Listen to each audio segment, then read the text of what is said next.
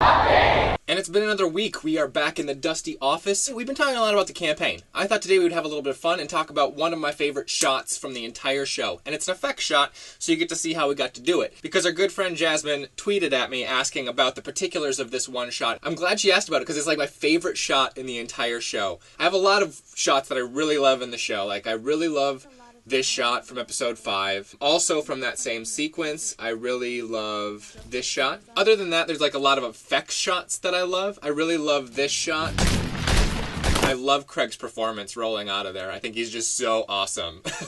And I love this shot because it was impossible to get. We took forever craning and moving. Oh, speaking of, another one where we placed the crane on a dolly, and then we're dollying it as it was craning, and we had like 4 people operating it, and they did it really quickly, is this shot. I love this shot. My favorite shot, though, is this one.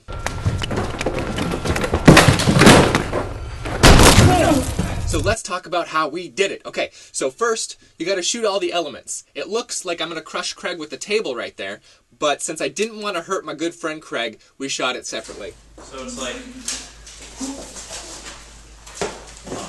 end up here and then Yeah. Okay. So first we shoot Craig doing the Donald roll under the table. 2 of us drop the table right behind him because that really helps me in the roto. Roto is that thing where you take the pen tool in After Effects and you trace out all around a character, and you have to move the dots and continue the trace each frame by frame. You get to be a little less specific with the roto and have your edge feathering a little wider if the background behind the person is going to be in the same as the final shot. So since the table's behind him after he rolls through, we drop the table. It means I don't have to be as specific around the roto around his head. Then we'd shoot my version, where I jump over the table, people drop the table with me, and then we shoot a background plate with the thugs coming through the door, shooting. First, you got to do all the roto, trace everybody out. Okay, so once you've got everything all rotoed out, and you've got all the elements kind of laid together, I had come up with all the compositing elements, and I knew what I was going to do for all of those things, but Chris really saved me. After we got the jumping over the table shotgun blast shot, we were doing close-ups of me and Craig, and we wanted the shotgun blast element in the table already, which was actually an old door that wasn't being used, so we just put some table legs on it so we could trash it. So we took a drill and drilled through the table, made it look all jagged like a shotgun blast. We shot those elements of the scene, and then we had to break the table for Donald's kick through it, but before that, Chris was like, hey man, why don't you just take a still frame of that so that you got the table damage? So we did, and I was able to drop that onto the table, just edge feather it out. It took practically no time at all. Now you got to add all the elements that sell it as an action shot. Okay, so first, add in a muzzle flash. Where do you get a muzzle flash? There's an awesome website called videocopilot.net. The tutorials are where I've learned to do most of the effects that I do, the compositing and all of these things. And it's Andrew Kramer from videocopilot.net. He's amazing. He's also an Abrams guy. He's done title sequences on several of the J.J. Abrams movies. Anyway, at videocopilot.net, I paid for a pack called the Action Essentials Pack. And what those are just a bunch of elements that you can drop in. You've got like all sorts of different things. Atmospheres like smoke, wall hits, as you're going to see in the table effect, and muzzle flares. So I grabbed one muzzle flash, put it over the shotgun blast. Great. Then you've got to add the light on the guys from the shotgun blast. That's just an adjustment layer with an exposure boost. And then you edge feather it out. Then you got to add smoke for the shotgun blast. We got the shotgun, that's looking good. So now, add the table damage that Chris had to shoot. Now the rest of these come right from the Action Essentials pack. They're just different debris and powders. So you add a powder hit. Then you're going to add a rock debris layer. I think that's rock debris 2. Then you add another rock debris layer.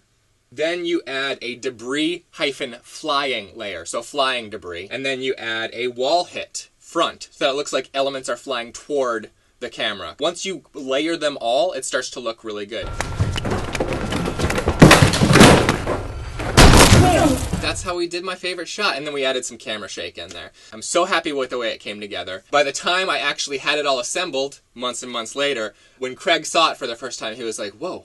Did that table almost hit me? Like, he didn't remember, like, all the elements we had to do to put it together. And that shot took forever to do. That's why, with our campaign stretch goal right now, if we hit 27,000, I'm hoping to have more people do more visual effects and be able to pay them for it, so that I don't rely on my videocopilot.net tutorials and my slow ass trying to figure things out way of doing effects, which gets the job done, more or less, but it takes a long time. If you want to help out the campaign, top link in the doobs. As always, we have 2 weeks left before the end of the campaign. If you haven't helped out yet and you would still like to, go ahead, grab yourself a donation perk. The more money we can raise for the final episode, the more I have at my disposal to make it the best that we can, and I really appreciate every single one of you who comes out and helps with that. As for what I've been doing on Pops Episode 10 this week, how about a little time-lapse, Scarecrow? How about a little fire, Scarecrow? Some fire, Scarecrow. I wasn't calling you guys a scarecrow. You've got too much brains to be a scarecrow.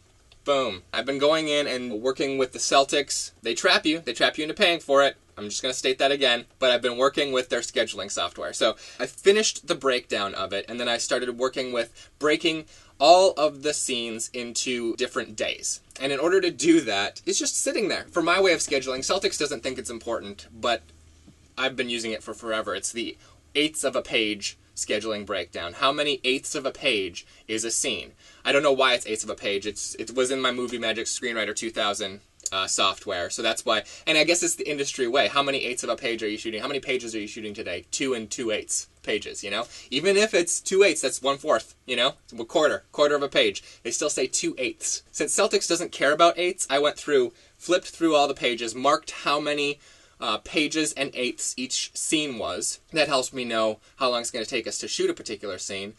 For like a 3-page dialogue scene, it usually is going to take us about 3 hours to shoot it. For action, like even if it's 2/8 of a page of action, depending on how many shots I want to get in there and how complicated those shots are, as we've spoken about today, cranes on dollies and what have you, I know how much time to set aside for us to shoot those particular segments of those particular scenes. So I went through the whole script, and once I had all of the eighths of pages broken down, had kind of like how many hours, quarters of an hour, half hours each scene was going to take, I realized that probably the most complicated sequence in the entirety of Pop's history. There's this 12.5-page block that was all just one scene. And I was like, I can't schedule that like that. So I had to go back in and break that into a series of scenes. Stage 1, Stage 2, Stage 3, Stage 4, Stage 7 stages to this one scene. Broke that down, so I'm guessing that's like 7 or 8 shoot nights. And then my computer started acting weird, so I was like, no. I realized I was getting like hangry, so I had to make myself some lunch. I took the time to watch the beginning of the latest episode of Black Mirror. That show is so good. I was like, I'll come back to it tomorrow and actually start laying scene blocks onto the calendar, because people have been sending me their availability. It's all fallen into place now. 2 weeks left in the fundraiser. I'm going to start putting shoot days on the calendar, and we are going to get back into Pops Land here. It's very exciting to me. I just wanted to do another fun update, and the visual effects breakdowns I think are always a lot of fun to watch. At least they are for me when I watch them on other channels. I hope they are for you as well. Because we've been doing a lot of campaign talk, and I appreciate how much help you guys have brought to the campaign. That's amazing. But if you still want to help out, there's still time.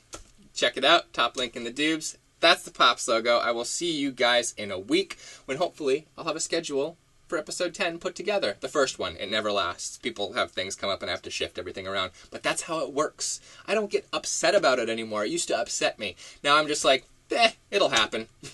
Enough babbling. You guys are the best. Talk to you later. Pops logo, did that already. I'll see you in a week.